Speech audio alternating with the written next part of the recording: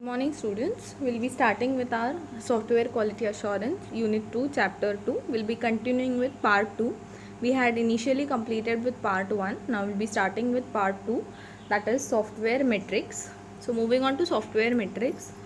What is actually metrics? When we talk about metrics, metrics is a measure for quantitatively accessing, controlling or selecting a person, process, event or institution along with the procedures to carry out measurements and the procedure for the interpretation of assessment in the light of previous or comparable assessment. So it is a measurement of accessing everything for the institution, for a process, for an event to occur, or for controlling or selecting a person for the necessity of development of a software. So metrics is a type of measurement for quantitatively accepting the access, control, process, event or institution for the procedures to carry out under measurements properly and with the interpretation of comparable assessments of previous and comparable, that is past and present conditions.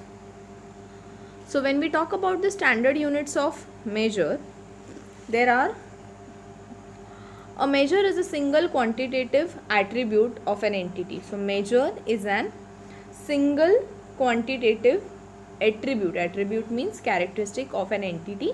That entity can be a person, that entity can be a firm, organization, that entity can be one database. So that depends totally on what an entity belongs to.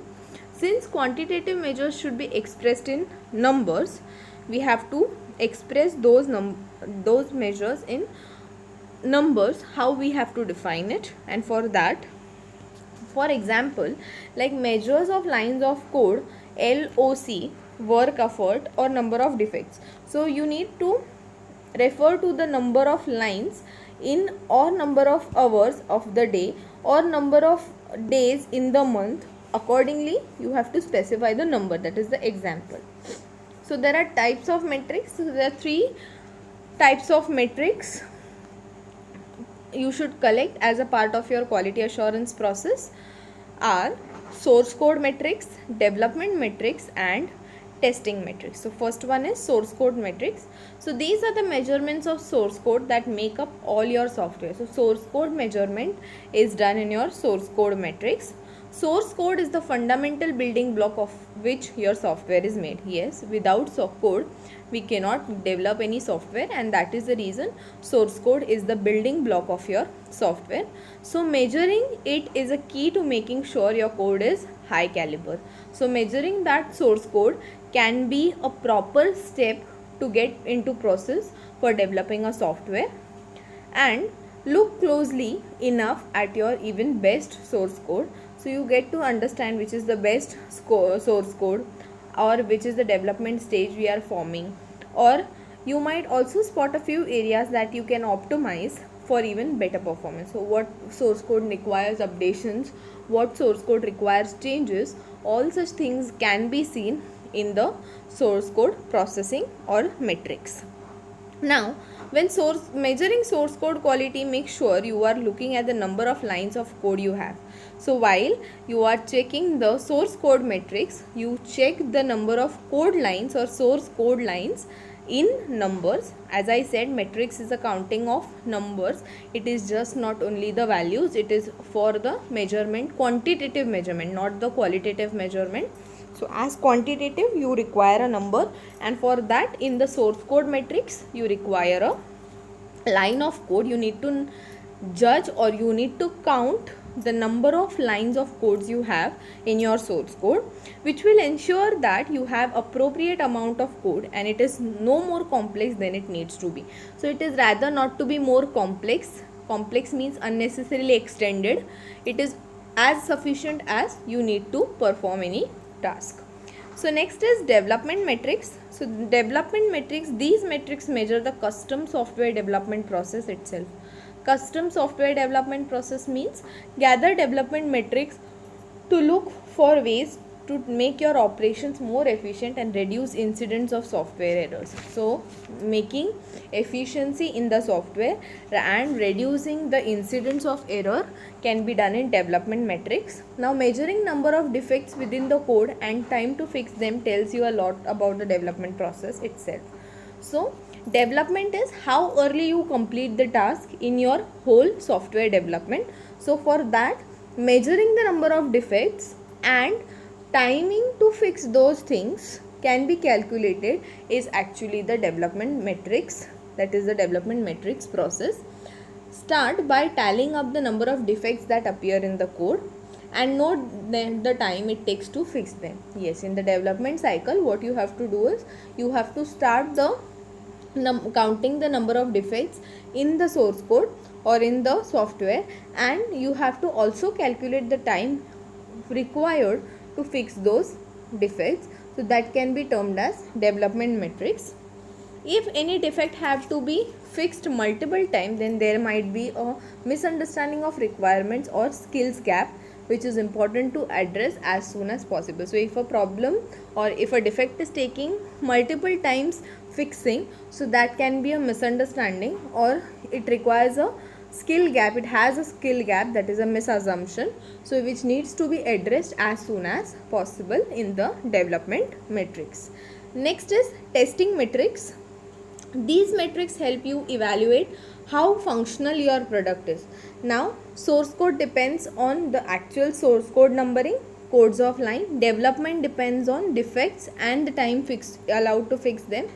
Testing depends on the functional processes of your product. So there are two major testing metrics. One of them is test coverage, that collects data about which the parts of your software program are executed when it runs a test. The second part of the testing is defect removal efficiency, and it checks your success rate for spotting and removing defects. So there are two things, test coverage and defect removal efficiency. These are the two things which are considered under testing metrics. The more you measure, the more you know about your software product. Yes, in testing it is like that.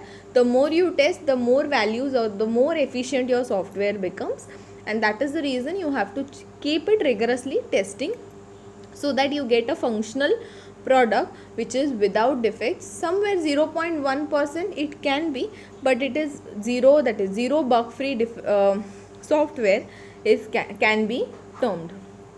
So moving on to next topic is complexity metrics. So when we talk about complexity metrics, what are the terms which follow complexity? Metrics are quantitative measures. They are considered in quantity, not in quality. So in quantitative measures, it can be operational or instinct. That is, operational quantity may be cost, failure rate or change effort, and in intrinsic it can be size and complexity. Next is, most operational metrics are known too late. Some operational metrics are calculated too late of the development cycle. So here the problem may be cost, failure rate are known by the after deployment, so they aren't suitable for risk management. So they are not suitable for risk management, people cannot assure the risk. Next is, complexity metrics are available immediately. Complexity is calculated from the source code, so they are available immediately. Complexity predicts operational metrics. So complexity correlates with defects and maintenance cost, as it is correlated, somewhere interdependent or correlated with your defects and maintenance cost. So it predicts operational metrics. Next is complexity metrics evaluation. So evaluation, how do you evaluate the values from it? So the first one is, good complexity metrics have three properties. First one is descriptive. Descriptive tells about the objective measures of something. Then there is predictive, correlate with something interesting, and prospective is guide risk reduction. So descriptive is actual description, predictive is what will happen further, and prescriptive is what currently is going on. Then there is consider lines of code. Then they have only two properties in that is descriptive and predictive. Prescriptive is nothing because online code is only the process. So descriptive here is yes, measures software size of the source code, and predictive is no, there is nothing predictive in the source code. You cannot predict anything on the source code. Consider cyclomatic complexity. So when we consider it as a cyclomatic complexity, so here descriptive is yes, measures decisions logic whichever is taken is measured in descriptive. Predictive, yes, predicts errors and maintenance. Error can be predicted by cyclomatic complexity. And prescriptive, yes, guides testing and improvements can be made in the particular cyclomatic complexity can be given. So the next is benefits of complexity measurement. So what are the benefits? First benefit is complexity metrics are available from code. So as they are correlated or it's calculated from source code, yes, somewhere complexity metrics are available from code. They provide continuous feedback. They provide a continuous feedback because I can identify high risk software as soon as it is written or changed. So the software can be written or changed. So that is the reason they can provide a continuous feedback. They pinpoint areas of potential instability. They can focus on resources for reviews, testing and code improvement, and that is the reason they can pinpoint the areas of potential instability, means which are not stable properly and which are not giving a correct output. They help predict eventual operational metrics.